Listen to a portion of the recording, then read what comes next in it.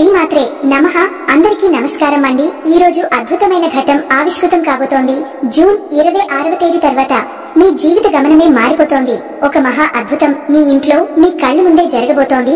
ఆ జరగబోయే శుభ పరిణామాలను చూసి ఆ మార్పును గమనించి మీ కళ్లను మీరే నమ్మలేని ఒక దివ్యమైన స్థితికి మీరు చేరుకుంటారు. ఎందుకంటే ఇప్పటి వరకు మిమ్మల్ని ఆవహించి ఉన్న కష్టాలు, కన్నీళ్లు, అవమానాలు అనే చీకటిని చీల్చుకుంటూ ఒక అత్యంత రహస్యంగా మీ జీవితాన్ని శాసించబోతోంది, మీకు రక్షణగా నిలవబోతోంది. అవునండి, ఈ మాటలో ఒక్క అక్షరం కూడా అతిశయోక్తి లేదు. ఇది అక్షరాల సత్యం. మీరు ఎన్ని పనుల్లో నిమగ్నమై ఉన్న, ఎంతటి తీవ్రమైన మానసిక ఒత్తిడిలో ఉన్న సరే, దయచేసి ఒక పావుగంట సమయాన్ని మీకోసం మీరు కేటాయించుకోండి. మీ పనులన్నీ పక్కన పెట్టి ప్రశాంతంగా, ఏకాంతంగా ఒకచోట కూర్చుని మేము చెప్పబోయే ఈ విషయాలను మీ మనసు లోతులోకి ఇంకిపోయేలా శ్రద్ధగా వినండి. ఎందుకంటే ఈ రోజు మీరు తెలుసుకోబోయే సత్యం మీ గుండె తలుపులు తడుతుంది, మీ ఆత్మను మేల్కొల్పుతుంది, మీ భవిష్యత్తుకు బంగారు బాటలు వేస్తుంది.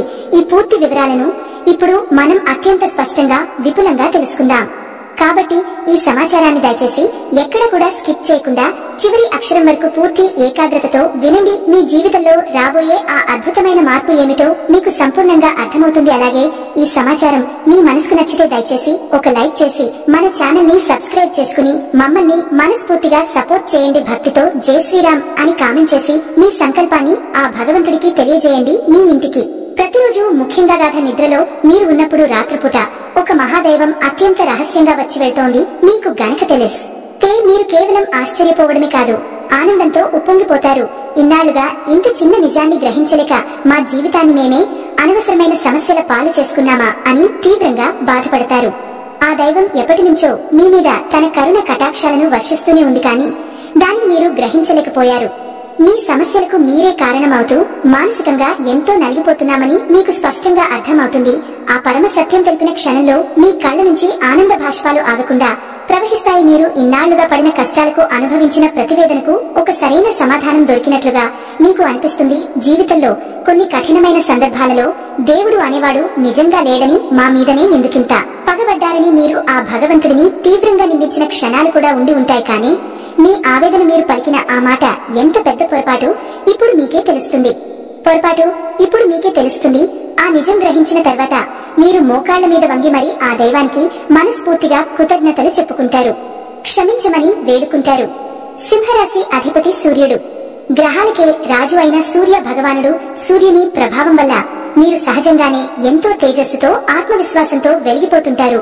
వీరి నడకలో ఒక హుందాతనం, మాటలో ఒక అధికారం స్పష్టంగా కనిపిస్తాయి. చిన్నప్పటి నుండే జీవితంలో ఎన్నో ఎత్తుపల్లాలను చూస్తారు.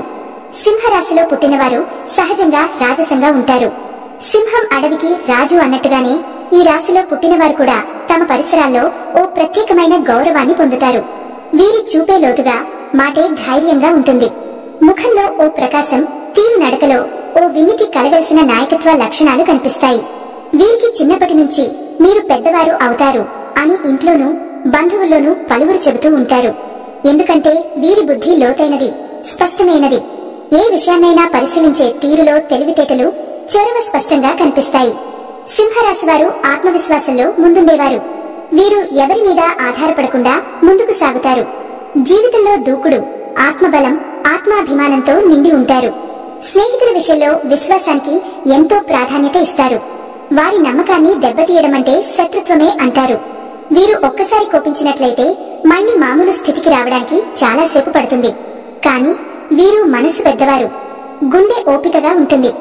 స్నేహితుల కోసం అవసరమైతే తనను తాను త్యాగం చేయగలరు. ఒకవేళ ఎవరైనా అన్యాయానికి గురైతే వాళ్లకు తగిన న్యాయం జరిగేలా ముందుండి పోరాడతారు. వీరి నాయకత్వ లక్షణాలు బాల్యంలోనే కనబడతాయి. స్కూల్లో, కాలేజ్లో క్లాస్ లీడర్, టీం లీడర్ అవుతారు. ఎవరైనా ఈ రాశి వారి ప్రాభవాన్ని చూసి ఆశ్చర్యపోతారు. వీరు ఒక కార్యక్రమాన్ని నిర్వహిస్తే అంతా శుభ్రంగా, గౌరవప్రదంగా ఉంటుంది. వీరికి పేరు ప్రతిష్టంటే చాలా ఇష్టం. తామేదైనా చేయాలంటే అందరూ తనను మెచ్చుకోవాలి, తన పనిపై ప్రశంసలు రావాలి అనే కోరిక కలిగి ఉంటారు. వీరి తత్వం ఒకే సమయంలో గర్వంగా, ప్రేమగా ఉంటుంది. వీరు మానవతా భావన కలిగినవారు. దానం, ధర్మం చేసేందుకు సిద్ధంగా ఉంటారు. ఎవరైనా కష్టాల్లో ఉన్నారంటే తప్పకుండా సహాయం చేస్తారు. కాబట్టి వీరి చుట్టూ బంధుమిత్రులు ఎక్కువగా ఉంటారు. అయినా ఈ రాశివారు ఎవరితోనూ అంతగా కలవరు.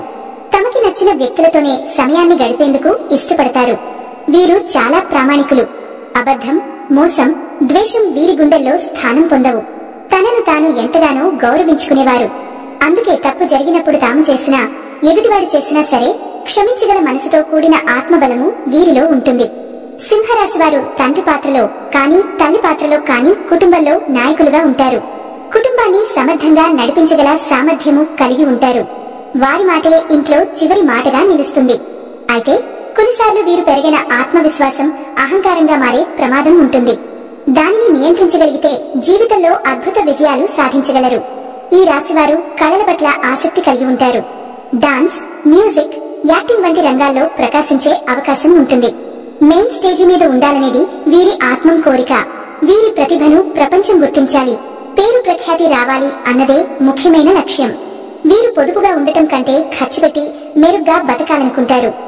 తమ పేరు మీద మంచి అభిప్రాయం ఉండాలన్నదే ప్రధాన ధ్యేయం.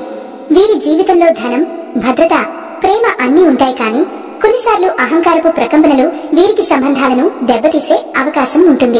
వీరి హృదయం స్వచ్ఛమైనది. చిన్న తప్పులు చేసినా వెంటనే పశ్చాత్తాపపడతారు. ప్రేమలో వీరు నిజాయితీగా వ్యవహరిస్తారు. ఒకసారి ప్రేమించిన వారిని చివరి వరకు తీయకుండా నమ్మే గుణం వీరిలో ఉంటుంది. దానివల్ల కొన్నిసార్లు ద్రోహానికి గురయ్యే అవకాశం ఉంది. కానీ ఆ అనుభవం తర్వాత వారి హృదయం మరింతగా పరిపక్వమవుతుంది. సింహరాశి వారికి పిల్లలపై ప్రేమ అపారంగా ఉంటుంది. తల్లిదండ్రుల పట్ల గౌరవం ఉంటుంది. గురువులను శ్రద్ధగా చూసుకుంటారు. ఆధ్యాత్మికత విషయంలో విశ్వాసమున్నా అతి భక్తి కంటే తత్వచింతనకు ఎక్కువ ప్రాధాన్యం ఇస్తారు. దేవుడంటే భయంతో కాకుండా ప్రేమతో ప్రార్థించాలి అనేది వీరి నమ్మకం. ఒకసారి దానంలో తలపెట్టినప్పుడు వెనక్కి తగ్గరు. నలుగురికి ఉపయోగపడే పనులు చేయాలనే తపన వీరిలో ఉంటుంది. అయితే వీరి గర్వం కొన్నిసార్లు ఇతరులకు అహంకారంగా అనిపించే అవకాశం ఉంటుంది. కానీ ఆ గర్వం సరైనది. ఎందుకంటే వారు సాధించిన వాటికి గర్వపడుతున్నారు. ఎవరిని తగ్గించకుండా తామేం చేయాలో చేసుకుంటూ ముందుకు సాగేవారు.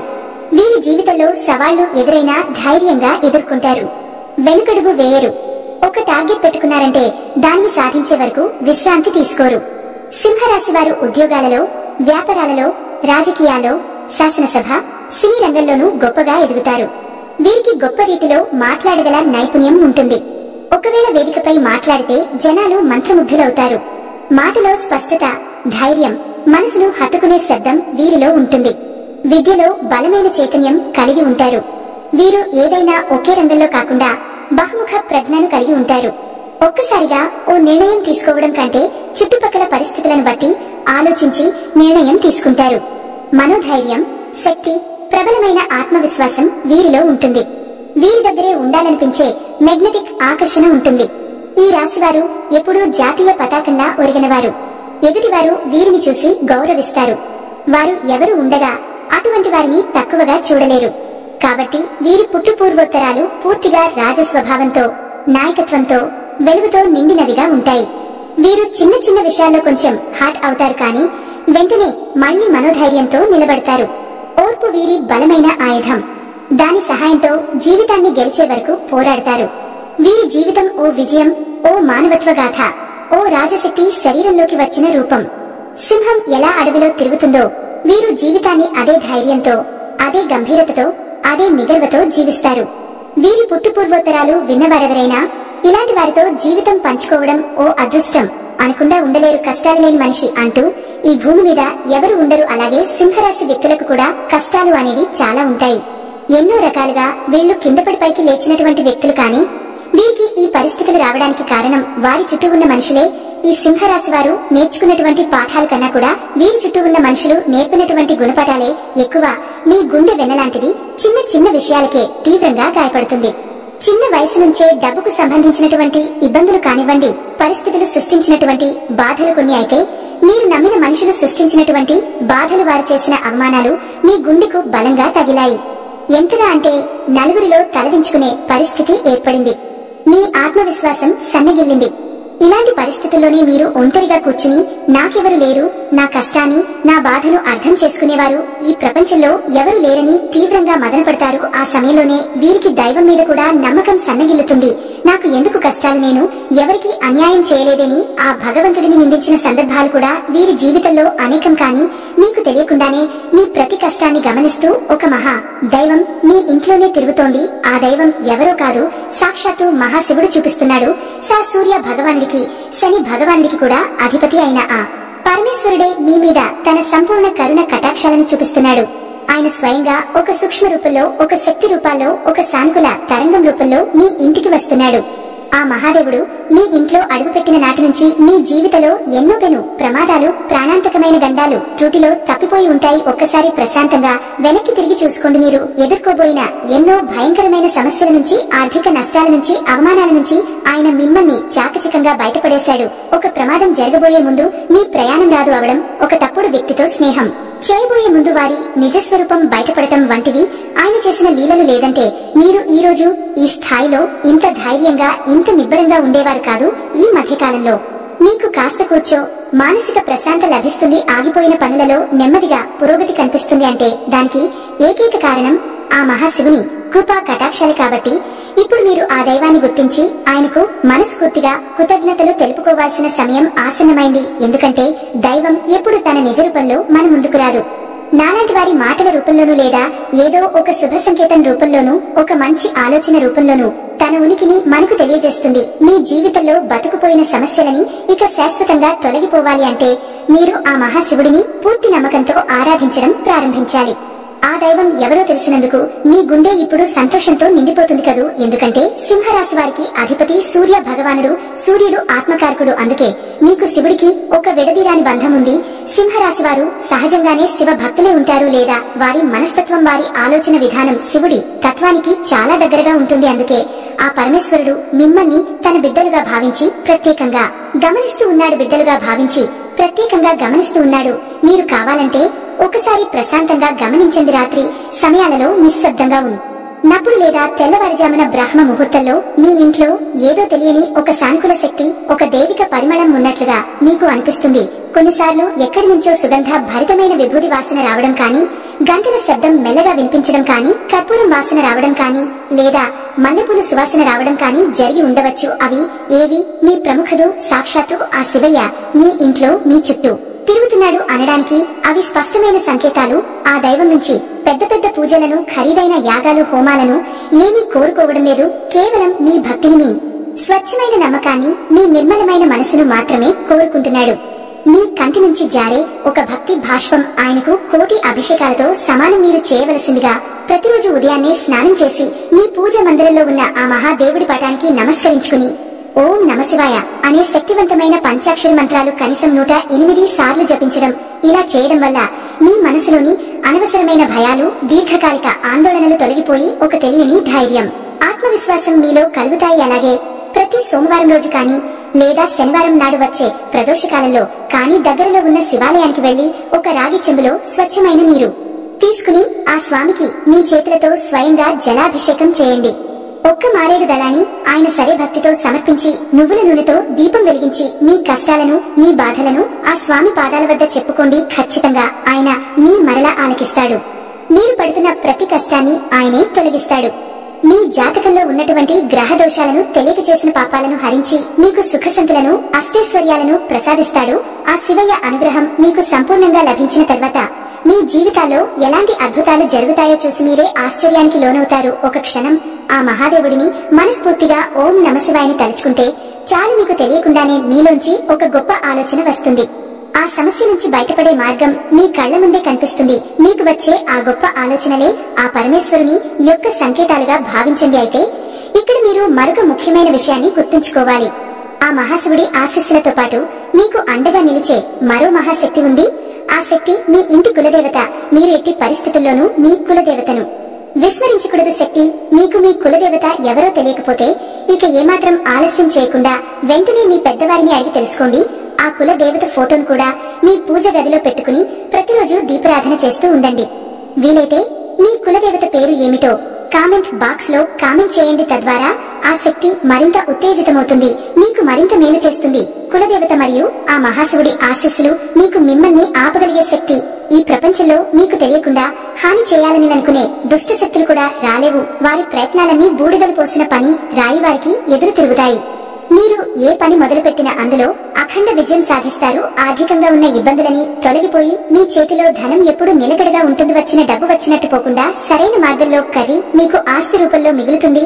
లక్షలు కాదు, మీరు మనస్ఫూర్తిగా కోరుకుంటూ సంపాదించగల శక్తి, సామర్థ్యాలు, అవకాశాలు మీకు లభిస్తాయి. అన్నింటికంటే ముఖ్యంగా మీకు అమూల్యమైన మానసిక ప్రశాంతత లభిస్తుంది.